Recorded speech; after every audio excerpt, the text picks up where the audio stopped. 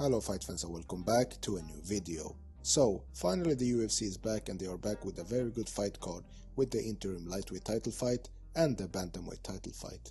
In this video, I will be giving you guys my prediction on the whole main card, so let's get into it. The main card starts with the two heavyweights, Greg Hardy and Yorgan De Castro. Both of these fighters are pretty inexperienced inside the octagon, but they are constantly evolving their MMA game. Yorgan De Castro has a kickboxing background and he won his UFC debut by a vicious knockout. Greg Hardy was an NFL player before he made the transition to MMA and has in his short MMA career managed to fight 5 times in 1 year for the UFC, which is very impressive, so it is fair to say that Greg Hardy has a slight experience advantage inside the octagon. Despite being heavyweights, Hardy and De Castro are both very athletic. You will see De Castro throw flying knees and some explosive striking from Hardy. This fight will mostly take place on the feet, as both of them likes to strike. De Castro, having the kickboxing background, are always trying to mix up his boxing with his kicks, especially his powerful low kick which he used to get the TKO win in the fight in the Dana White Contender Series. Greg Hardy is more of a puncher but is constantly evolving his MMA game, and although he lost a fair decision to Alexander Volkov, I am sure that he learned a lot from that fight. I would give a slight advantage to Greg Hardy in this fight just because of the experience. The next fight has a fight of the night contender written all over it. Jeremy Stephens will take on Calvin Kattar, which is a very interesting fight. Calvin is coming off a loss to Zabit and Jeremy is coming into this fight with 3 losses in a row. But make no mistake, when Jeremy Stephens is fighting, be sure to know that we are in for a good fight. Jeremy is always coming to fight. Calvin Kattar has some very sharp boxing and showed tremendous skills in the fight against Zabit, and I think that Calvin will have the advantage on the feet, especially in the boxing exchanges. Jeremy will try to stand and bang with Calvin, and we all know that Jeremy possesses serious knockout power and has the ability to drop Calvin. However, I think that Calvin is just more technical on the feet than Jeremy and will outstrike him, but has to be careful to not engage in a slugfest with Jeremy, because then you are in the world of Jeremy that likes the dogfights. Calvin has to try to keep it technical and hit the move, while Jeremy has to try to make Calvin engage a lot in the pocket, where he has the best chance of knocking him out. With that being said, I just think that Calvin Kattar is just a better striker, and I don't think that Jeremy will grapple, and I will go with the win for the Boston finisher, Calvin Kattar. Next we have another heavyweight bout between 2 knockout artists, Francis Ngannou and Jairzinho Rozenstruik, and this fight will either be a finish or a replay of Ngannou against Derrick Lewis in my opinion. I think that Jairzinho has the better kickboxing, but Ngannou has the it factor, which is obviously his knockout power, that is just too much to handle for most of the fighters that faces Ngannou. This is also a fight that I think will most likely be a striking contest. Jairzinho is coming off a last-minute knockout win over Alistair Overeem, and Francis is coming off a finish against Junior Dos Santos.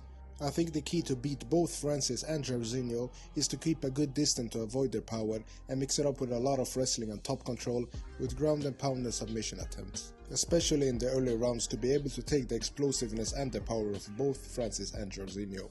However, none of them is much of a wrestler, so this fight is going to be very interesting.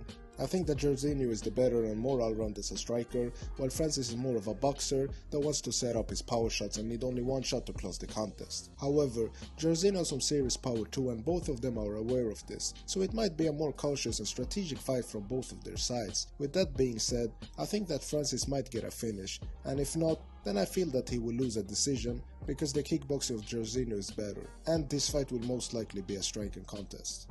In the co-main event at the bantamweight title fight, we will finally see the return of Dominick Cruz, and I am very thrilled for his return. Cruz against Henry Cejudo is a very good fight, although I feel that Cruz should have a warm-up fight before fighting for a title. So the big question is, how good will Dominick Cruz be after almost a 4-year layoff? Some believe in ring rust and some do not, but I truly believe that an active fighter will have an advantage over a non-active fighter.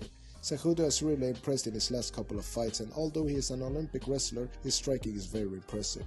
He has almost a taekwondo stance in his recent fights, and his footwork has become much better than what it used to be.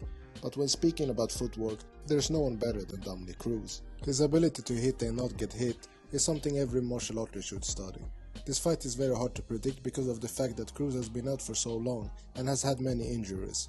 However, sometimes fighters come back stronger after a layoff, and maybe this will be the case for Cruz. I think that Cejudo is going to mix it up a lot and shoot for a lot of takedowns, while Cruz will try to do what he does best, which is to hit and not get hit.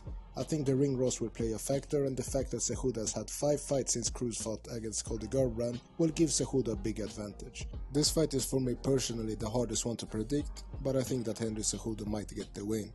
The main event of the evening will be one for the ages. Justin Gaethje against Tony Ferguson is a fight that every MMA fan just loves. This fight will be a war zone.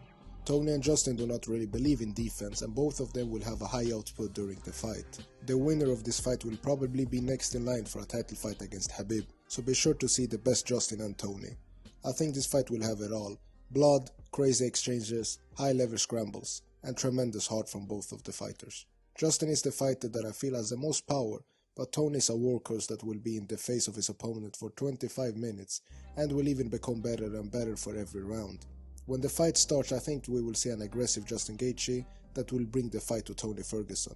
Justin said it best himself that he will have to knock Tony out to win. Otherwise, Tony will win, and I agree with that.